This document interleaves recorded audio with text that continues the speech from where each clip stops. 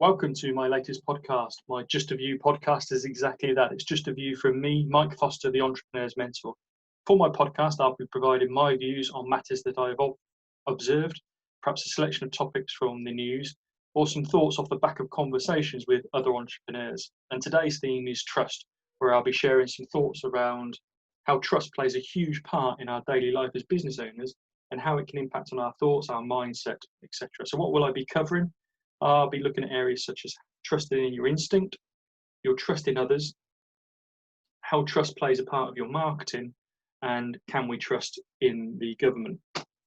Now, if we look at the first area, which was trusting in your instinct, I believe as entrepreneurs, we're really good at making a gut feel decision. However, we don't perhaps lean towards that gut feeling as often as we perhaps should, or as often as we perhaps could. Now, as an individual, and how I work with my clients is that I ensure that when we're making decisions, we're making it on a risk-based format. So we're considering the facts, we're considering the research, we're considering the financial contribution and the risk element to that. But quite often, and by working with many entrepreneurs in the past, it's quite often that the instinct and the gut feel is correct. And I believe that we should lean towards that more often, but yes, with risk-based decisions. So how does it contribute about how you're thinking? What is it you would do in a certain circumstance? Would you work with that person? Would you take them on as a customer? Would you use them as a subcontractor? What does your gut feel tell you about a particular relationship? And you think about the last time that you made a decision.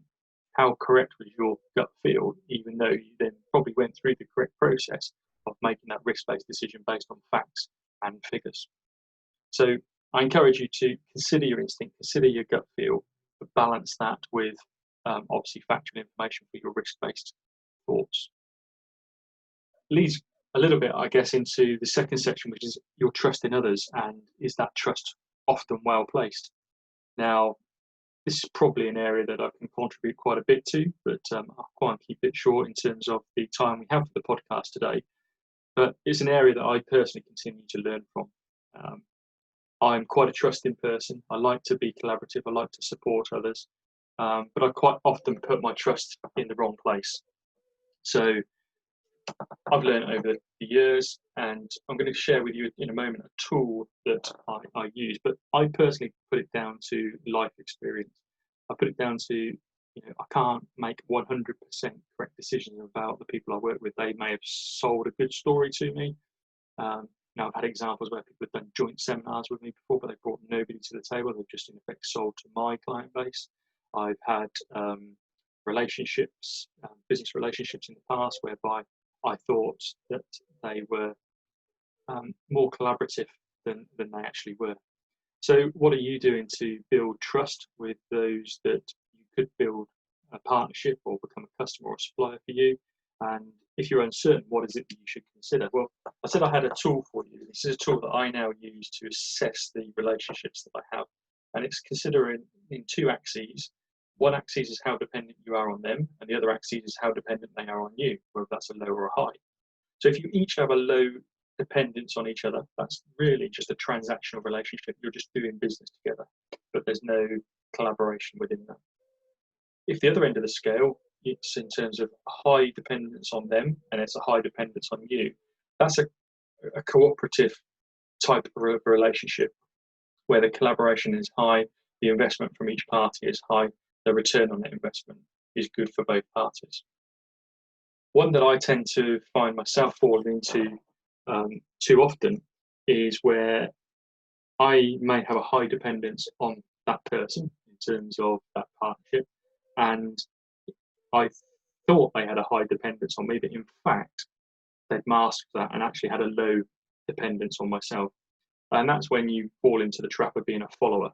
And that's been highlighted to me through thoughts where I've had a cooperative relationship, but actually it's been quite clearly in the eyes of the other partner that actually that wasn't the like-for-like thought process. So look to be in a position where you're perhaps avoiding the follower situation.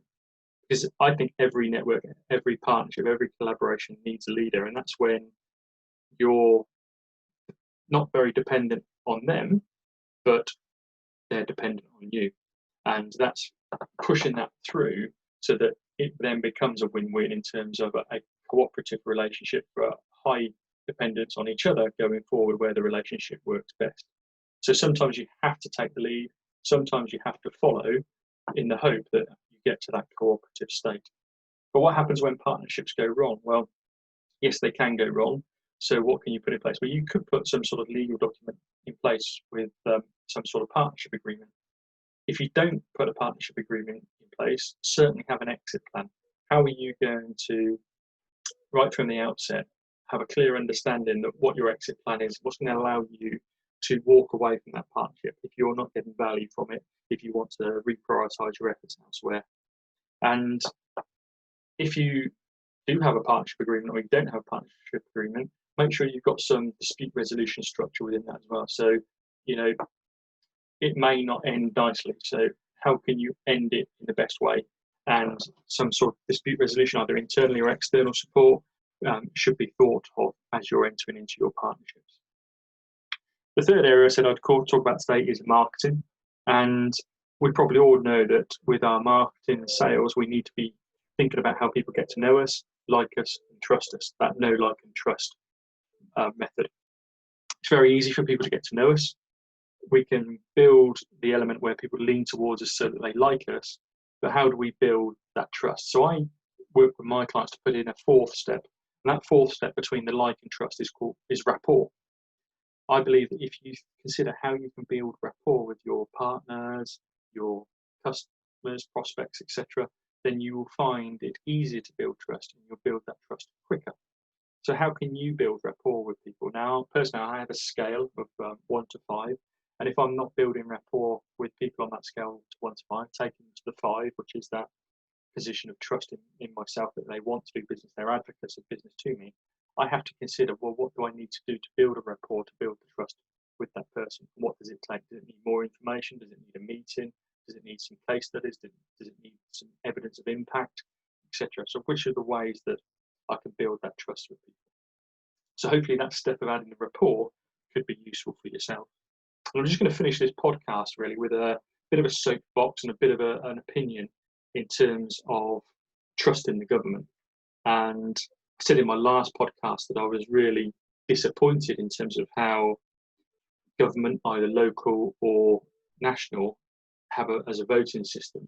But this takes us deeper. This takes us deeper into terms of the trust we have in government. And obviously we're in difficult times right now. We have to trust the government to have the numbers right, to be able to come through that, and trust that we're not going to have too much pain in the future as well as business owners, which I'm a little bit mindful of.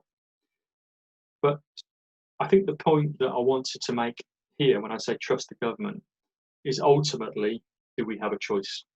Do we have a choice whether we trust the government or not? Now, we may have an opinion in terms of whether we trust the government to take us into certain circumstances, whether that's Brexit, whether that's an emergence from lockdown in a particular safe way, etc., etc. But ultimately, we don't really have a choice in terms of what they do. So a piece of work that I've been doing with my own coach over a number of months now is around the circle of influence.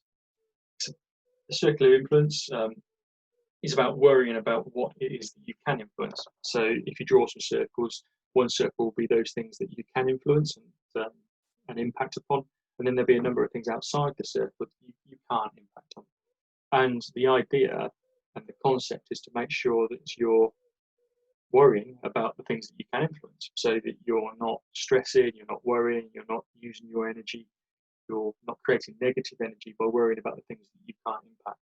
And that, for me, is in part been a big learn for many of us during the lockdown, is that, you know, we've had this interruption, we've had this situation whereby we're out of control, and we can influence it in part, particularly around ourselves personally and those close to us, but the bigger picture we've not been able to influence, and we, to a degree, had to just accept that and move on with the bits that we can accept and the bits that we can influence.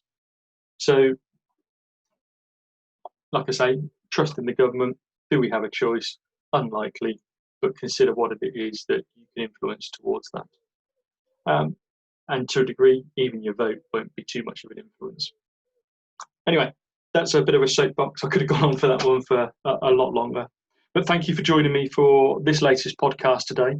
I hope you found the topics and my views to be thought-provoking as always, and also helpful with your own thoughts in the development of your own business. I look forward to sharing further views with you next time in my podcast, Just a View.